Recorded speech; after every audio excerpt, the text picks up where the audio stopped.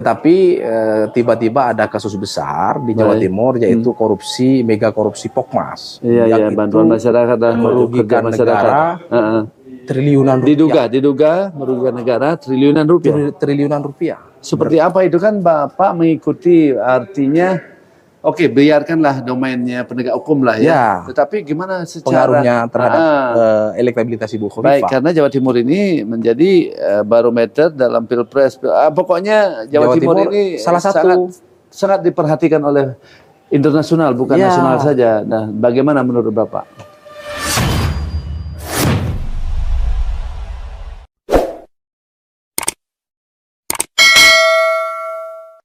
Selamat datang di Jarak Podcast. Siang hari ini saya bersama Direktur Utama Indopublika, Bapak Asep Irama. Assalamualaikum, Pak. Waalaikumsalam, Beli. Sehat, Beli. Apa kabar? Alhamdulillah, Beli. Sebelum saya bercerita-cerita ini, Pak Asep, saya mau menyapa dulu ya teman-teman di seluruh Indonesia. Om Swastiastu. Assalamualaikum warahmatullahi wabarakatuh. Salam sejahtera bagi kita semua. Namo Buddhaya, Namaste, Rahayu kita semua. Semoga pemilu nanti ini tenang, masyarakat Indonesia berbeda 1 menit di TPS, selesai itu kita bersaudara. Mudah-mudahan apa yang kita harapkan, khususnya Indonesia, tetap maju dan semangat bersatu. Ada beberapa pertanyaan dari netizen, Pak Asep, karena Bapak kan monitor sekali terkait dengan perkembangan politik ini, khususnya Jawa Timur. Jawa Timur kebetulan ada daerah kita. Karena Bapak berasal dari Jawa Timur ini, tentunya Ibu Gubernur, karena ada beberapa dugaan ya, ada yang dipanggil oleh penegak hukum, baik penggeledahan, ada yang sudah tersangka juga, ada juga yang tersangka. Nah, seperti apa itu kira-kira Jawa Timur, Pak Asep? Ya. Tentu ini kita bicara politik elektoral Jawa Timur ya, Beli. Tentu ada perubahan yang cukup signifikan di daerah Jawa Timur. Misalkan kemarin Bu Khofifah menjadi mungkin satu-satunya orang yang punya elektabilitas tinggi di Jawa Timur. Satu-satunya orang yang memiliki elektabilitas tinggi. Jarang orang tokoh-tokoh lain yang mengejar elektabilitas. Kenapa begitu?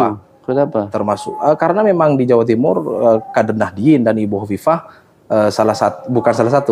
adalah ketua muslimat NU Nahdien. Jadi beliau itu kader yang sangat penting, punya jabatan strategis di Nahdlatul Ulama, dan beliau juga salah satu tokoh Nahdlatul Ulama perempuan yang saat ini menjadi gubernur.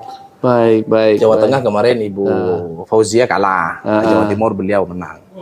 Tetapi tiba-tiba ada kasus besar di Jawa Timur, yaitu korupsi, mega korupsi Pokmas. Iya, bantuan masyarakat dan merugikan negara triliunan rupiah. Diduga merugikan negara triliunan rupiah. Triliunan rupiah. Seperti apa itu kan Bapak mengikuti, artinya oke, biarkanlah domainnya penegak hukum lah ya. Tetapi gimana secara pengaruhnya terhadap elektabilitas Ibu Khofifah? Baik, karena Jawa Timur ini menjadi barometer dalam pilpres.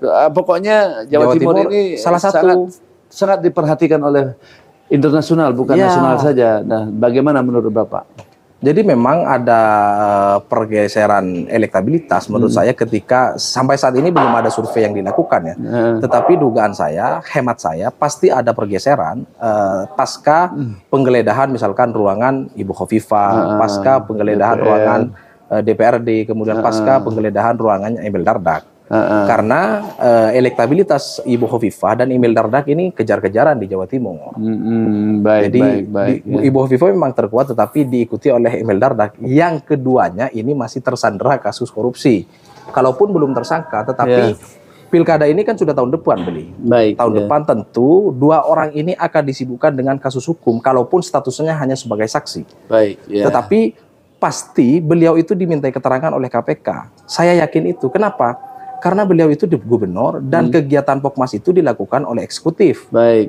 Satkernya siapa itu? Mungkin sekda atau gubernur? Iya, yang pasti eksekutif.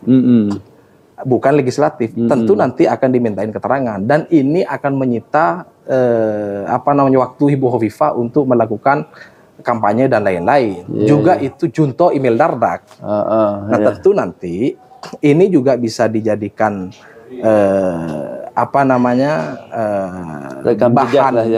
bahan kampanye oleh lawan bahwa di zaman Ibu Khofifah ada mega korupsi yang sangat besar, triliunan rupiah.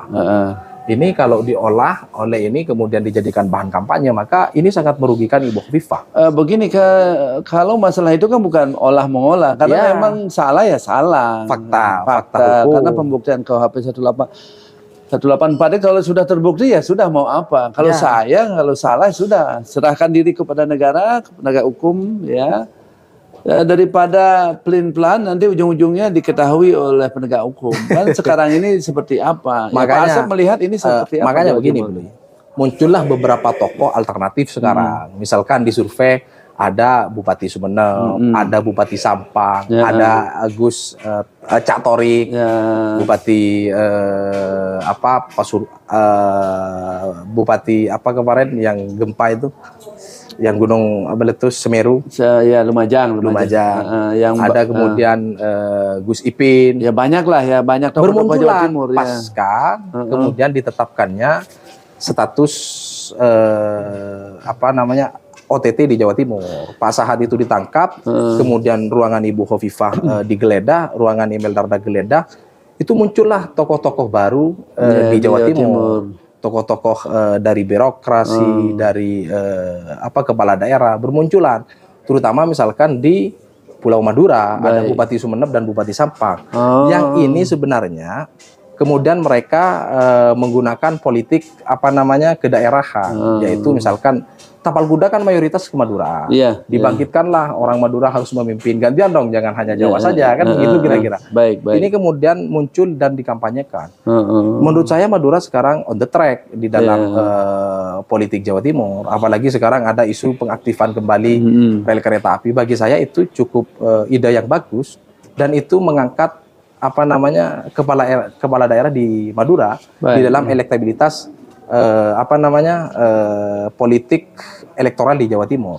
Karena begini, Beli, sebenarnya Ibu Hovifah ini memimpin Jawa Timur kan tidak punya, bagi saya saya mengamati tidak punya legasi apa-apa. Beda misalkan dengan Jawa Barat. Jawa Barat, Pak Emil Dardak membangun Masjid Al-Jabar, besar sekali. Dan itu bagi saya legasi. Jawa Timur apa? Saya belum pernah melihat itu. Jawa Timur tidak ada, belum. Makanya saya heran ketika Ibu Hovifah namanya itu masuk sebagai cawapres, kandidat cawapres yang cukup kuat di kancah internasional. Padahal di Jawa Timur belum ada pembangunan yang artinya signifikan. Belum ada legasi lah. Kalau di Jakarta misalkan Pak Anies jelas membangun JIS, membangun taman besar-besaran, kemudian membangun Formula E. Ada legasinya. Ibu Hovifah ini di Jawa Timur menurut saya tidak punya legasi apa-apa, kecuali memang Ibu Hovifah kader Nahdien. Itu aja sebenarnya menurut saya. Begitu. Saya sebenarnya ingin mengkritik Ibu Hovifah, kalaupun saya sebenarnya posisinya mesti netral. Tetapi karena ini daerah saya, maka saya luncurkan kritik saya terhadap Ibu Hovifah. Ayolah bangun Jawa Timur dengan baik. Baik, kalau mau aman kan jangan melakukan hal-hal yang aneh-aneh. Tapi kalau pemimpin pemberani pasti ada risiko, Dik. Risiko itu apa? Ya pasti penegak hukum. Nah, ini yang mesti harus diberi masukan. Kapan kita bisa membangun? Karena peluang-peluang ini kan Pak Jokowi setelah G20 ini kan mesti harus membuka, bukan Bali saja. Ya mesti harus dibuka secara nasional. Seluruh Indonesia mesti harus dibangun. Ya, ini mesti harus ditangkap kesempatan. Karena investor itu masuk. Ya, artinya Jawa Timur juga berpeluang untuk menyerap itu investor yang datang dari luar negeri. Dan pemerintah sudah membuka pintu.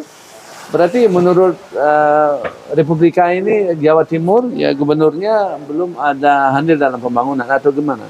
Bagi saya belum. Bu Hovifah itu sekali lagi belum punya legasi besar terhadap pembangunan Jawa Timur. Baik. Belum ada bangunan atau peninggalan Ibu Hovifah yang layak untuk dikenal di Jawa Timur sampai sekarang. Karena baru kali. Kan baru gubernur. Ya udah berapa tahun. Kan Pak Anies juga baru tapi punya legasi. Pak Ridwan Kamil punya legasi. Minimal ada satu bangunan yang bisa dikenal. Minimal satu aja, jangan banyak-banyak. Tetapi menjadi ikon di kenangan lah ya, kenangan. Peninggalan, warisan. Yang suatu saat, ini zamannya Hovifah dibangun. JIS, suka tidak suka terhadap Pak Anies, Jakarta JIS memberikan kontribusi besar terhadap elektabilitas Pak Anies. Baik. JIS. Jawa Barat, Al-Jabar memberikan, artinya layak orang ini menjadi politisi nasional. Gitu. Baik. Tentu ini akan menjadi penilaian kepada masyarakat lah ya. Iya. Karena masyarakat kan sudah cerdas sekarang. Ya, betul. Apa rekodnya ya yang Ya. mesti harus dilakukan oleh Pak Gubernur, Ibu Gubernur ini kan. Betul. Oke, begini.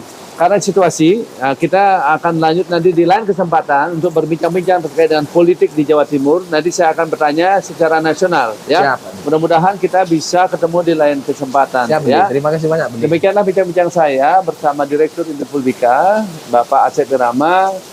Bila mana ada tutur saya yang salah, saya minta maaf yang sebesar-besar di akhir dengan Agung Pramasandi. Om Santi Santi Terima kasih, Budi. Santi Om. Assalamualaikum warahmatullahi wabarakatuh. Waalaikumsalam.